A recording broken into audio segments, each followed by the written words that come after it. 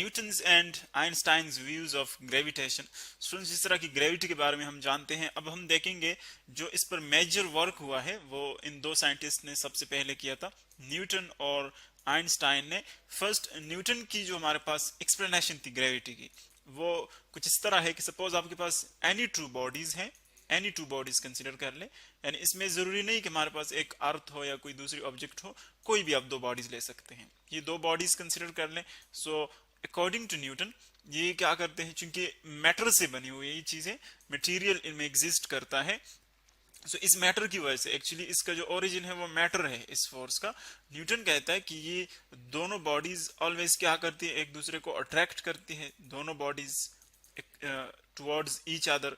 यानी अगर आप इसको दो बॉल्स कंसिडर कर ले, या इसको एक अर्थ एक को बॉल कंसिडर कर, एक्सेट्रा, कोई भी आप इसकी एग्जांपल ले सकते हैं। सो अकॉर्डिंग टू न्यूटन ये एक जस्ट एक फोर्स है। ग्रेविटी क्या है, एक फोर्स है जो कि दूसरे बॉडी को अपनी तरफ अट्रैक्ट करती है। यानी ये बॉडी इसको अट्रैक्ट करती है और ये बॉडी इसको अट्रैक्ट करती है। बिल्कुल इसी तरह के अब अगर आप इसकी एग्जांपल अर्थ में ले लें, एक को आप अर्थ कंसिडर कर ले, सपोज ये अर्थ सरफेस है, फॉर एग्जांपल अर्थ सरफेस। देखिए मैंने सिर्फ एक वो पोर्शन उसका दिखाया हुआ है, ये आप अर्थ कंसिडर कर लें। सो जब आप इसके ऊपर देखें ऑब्जेक्ट्स को, उसकी मोशन को कंसिडर करते हैं, यहाँ पर कोई ऑब्जेक्ट है, उसको आप सपोज ऊपर थ्रो करते हैं, ऊपर फेंकते हैं। सो अर्थ उसको अगेन उसकी जो वेलोसिटी है वो आहिस्ता आहिस्ता डिक्रीज होती है, क्योंकि अर्थ उस पर फोर्स एक्सर्ट करती है। सो अगेन जब वो नीचे आती है तो देखिए अर्थ उसको अपनी तरफ अट्रैक्ट करती है, अर्थ अट्रैक्ट करती है, और उसकी जो मूवमेंट है वो स्ट्रेट होती है towards the centre of the earth. So according to Newton जो फोर्स लगता है वो एक्चुअली किस फॉर्म में है, जो उसका पाथ है वो एक स्ट्रेट लाइन है, एक स्ट्रेट लाइन। जिस तरह के यहाँ पर आपको नजर आ रहा है कि जो ऑब्जेक्ट है, कोई भी ऑब्जेक्ट, यानी अर्थ और ऑब्जेक्ट जरूरी नहीं है, कोई भी दो ऑब्जेक्ट्स वो एक दूसरे के ऊपर स्ट्रेट लाइंस में फोर्सेस अप्लाई करते हैं, जो कि according to Newton actually gravitational force है। किसी भी स्टार को आप ले सकते हैं, अर्थ को ले सकते हैं, अनदर दो स्मॉल ऑब्जेक्ट्स को ले सकते हैं। सो अकॉर्डिंग टू न्यूटन फिर एक और पॉइंट जो हमारे पास आता है वो ये है कि जो स्पेस है हमारे पास वो क्या है, वो फ्लैट फॉर्म में है। जिस तरह के प्लेन्स हमारे पास होते हैं बिल्कुल इस फॉर्म में है।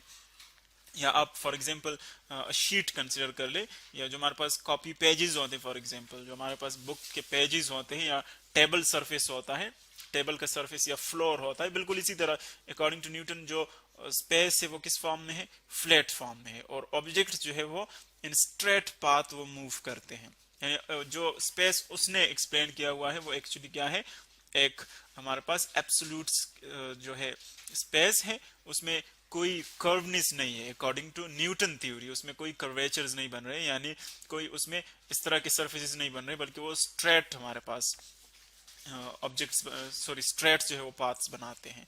सो एक्चुअली यहाँ पर इस थ्योरी के मुताबिक, अगर हम न्यूटन थ्योरी के मुताबिक, सो ग्रेविटी जो है वो क्या है, वो जस्ट एक फोर्स है जो कि मटेरियल ऑब्जेक्ट्स एक दूसरे पर एक्सर्ट करते हैं along straight lines। और अब अगर हम इसकी मजीद जनरलाइजेशन की तरफ आ जाएं जो आइंस्टाइन ने दिया था, अब ये न्यूटन की वो व्यूज है हमारे पास, न्यूटन के व्यूज हैं, न्यूटन्स व्यूज। और ये नेक्स्ट जो फिगर आप देख रहे हैं ये आइंस्टाइन ने इसको एक्सप्लेन किया था। आइंस्टाइन के एक्चुअली ग्रेविटी जो है वो सिर्फ मेरा एक फोर्स नहीं है, बल्कि ये एक्चुअली कर्वेचर है, एक स्पेस टाइम की कर्वेचर है, जो कि स्पेस में भी आता है और टाइम में भी आता है। यानी एक्चुअली उसने यहाँ पर स्पेस को भी कोऑर्डिनेट्स में शामिल किया था, स्पेस को भी, जिस तरह के स्पेस को हम लेते हैं X Y Z coordinates, X axis, Y axis, Z axis, इसी तरह इसके साथ उसने टाइम को भी इंक्लूड किया कि टाइम भी एक्चुअली यहाँ पर कर्व बनाती है। सो उसने कहा कि एक्चुअली दोनों में, स्पेस और टाइम दोनों में कर्वनेस आती है, और ये कर्वनेस एक्चुअली क्या है, ये हमारे पास जनरलाइज्ड ग्रेविटेशनल फोर्सेस की वजह से होती है। यानी जो फोर्स हमने मजीद जनरलाइज की कि एक्चुअली सिर्फ स्ट्रेट पाथ नहीं बल्कि कर्वनेस के फॉर्म में भी आ सकती है। सो किस तरह उसने एक्सप्लेन किया, अब देखिए सपोज ये स्पेस आपको नजर आ रहा है, जो ब्लू कलर हमने दिखाया हुआ है, ये इसको आप स्पेस कंसिडर कर लें, इस पर हमने लाइंस ड्रॉ किए हुए हैं। लाइंस ये क्या है, ये एक्चुअली पाथ्स हैं। इस पर सपोज कोई ऑब्जेक्ट मूव कर रहा है यूं इस डायरेक्शन में, यूं इस डायरेक्शन में, ये आप एक जाइंट ऑब्जेक्ट देख रहे हैं, इसको आप कोई भी स्टार ले सकते हैं, इसको आप कोई सन ले सकते हैं, फॉर एग्जांपल कोई भी जाइंट ऑब्जेक्ट है, एक हैवी ऑब्जेक्ट है।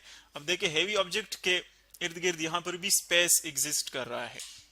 तो यहाँ पर जो स्पेस एग्जिस्ट कर रहा है, आप देख रहे हैं कि इससे जो लार्जर डिस्टेंस पर स्पेस है, आप यहाँ पर देखिए इस पॉइंट पर तो फ्लैट फॉर्म में है, यानी वहां पर कोई जॉइंट ऑब्जेक्ट नहीं है उसके करीब। लेकिन जैसे जैसे हम इस ऑब्जेक्ट के करीब आते हैं, देखिए ऑब्जेक्ट के करीब आते हैं, तो जो स्पेस है वो कर्व फॉर्म में आ जाता है। ये बिल्कुल इसी तरह है कि आपके पास सपोज एक रबर शीट कंसिडर कर लें, या एक मैट्रिक्स कंसिडर कर लें, आप यूं एक स्पंज कंसिडर कर लें। इस तरह रबर शीट है सपोज, ये इसके ऊपर अगर आप कोई हैवी मटेरियल नहीं रखते तो इस तरह फ्लैट फॉर्म में होगा। लेकिन अगर हम इसके ऊपर सपोज एक आयरन स्फीयर रखते हैं यहाँ पर, तो फिर आप देखेंगे कि जो रबर शीट है वो किस तरह आ जाएगा, उसमें कर्वनेस आ जाएगी, यानी यूं बन जाएगा। देखें हम इसको यूं ड्रा करते हैं कि उसकी जो कर्वनेस होगी हम यूं दिखा सकते हैं, यूं। यानी इस मेडल के ऊपर आपने वहां पर बॉल रख लिया, सो जो मेडल पार्ट है इसका वो क्या हो जाएगा, वो नीचे की तरफ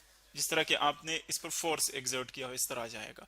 सो बिल्कुल इसी तरह आप देख रहे हैं कि यहाँ पर जो जायंट ऑब्जेक्ट है, जो हेवी मटेरियल ऑब्जेक्ट्स होते हैं, उनके इर्द गिर्द उनके करीब जो स्पेस है वो बिल्कुल इसी तरह होता है, वो उनको कर्वेचर बनाती है उनकी, एक्चुअली ग्रेविटी की वजह से होती है। क्योंकि यहाँ पर अगर आप ऑब्जेक्ट देखें, सपोज यहाँ से एक ऑब्जेक्ट आ रहा है, ये वाला ऑब्जेक्ट देखिए ये स्ट्रेट आएगा, लेकिन जैसे ही ये इसके करीब आएगा इसका इफेक्ट ज्यादा हो जाएगा यहाँ पर, तो फिर क्या करेगा, ये इस कर्व पाथ पर आएगा, यानी यूं इस पाथ पर ही मूव करेगा, कर्व पाथ पर मूव करेगा। सो एक्चुअली यहाँ पर इसका मतलब ये है हमारे पास कि जो ग्रेविटेशनल फोर्सेस होते हैं या जो ग्रेविटी है वो स्पेस और टाइम को क्यों वहां पर कर्वेचर उनकी बनाती है।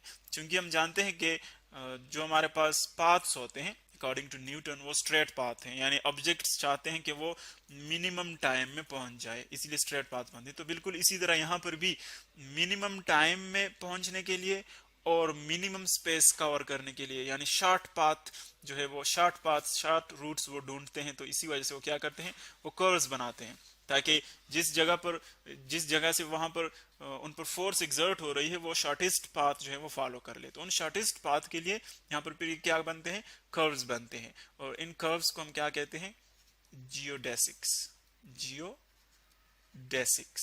यानी एक्चुअली ये वो पाथ्स हैं अकॉर्डिंग टू आइंस्टाइन कि वो न्यूटन के जो स्पेस है, जो फ्लैट स्पेस है, उसमें तो ये स्ट्रेट पाथ्स हैं, लेकिन अगर हम इस तरह स्फेयर्स कंसिडर कर रहे हैं तो फिर वहां पर ये स्ट्रेट पाथ नहीं होते, लेकिन जस्ट स्ट्रेट पाथ की हम इसको जनरलाइजेशन कह सकते हैं। क्योंकि स्ट्रेट पाथ पर भी मिनिमम टाइम लगता है, ये मिनिमम डिस्टेंस होता है दो पॉइंट्स के दरमियान, और यहाँ पर भी ये दो पॉइंट्स के दरमियान मिनिमम डिस्टेंस होता है। सो इसीलिए हम इनको क्या कहते हैं, जनरलाइजेशन ऑफ स्ट्रेट लाइंस। तो देखिए स्पेस जो है वो भी कर्व हो रहा है, यानी स्पेस भी वो प्रोवाइड करता है यहाँ पर जो कि मिनिमम पाथ हो। तो इसलिए हम कहेंगे कि स्पेस यहाँ पर एब्सोल्यूट नहीं होगा, बल्कि वहां पर इनकी कर्वेचर्स बनेगी, इनकी कर्व्ड सरफेसेस यहाँ पर बनती है इस तरह।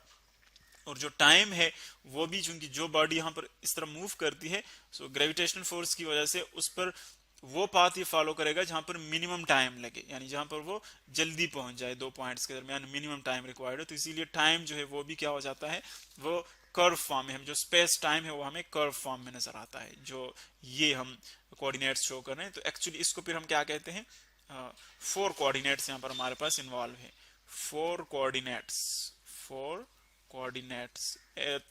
3 कोऑर्डिनेट्स जो है वो स्पेस के हैं, वहां पर कर्वनेस आ जाती है, और एक जो कोऑर्डिनेट है वो है टाइम का, क्योंकि मिनिमम टाइम रिक्वायर्ड है। सो टाइम को भी हम क्या करते हैं, कर्व बनाते हैं उसकी।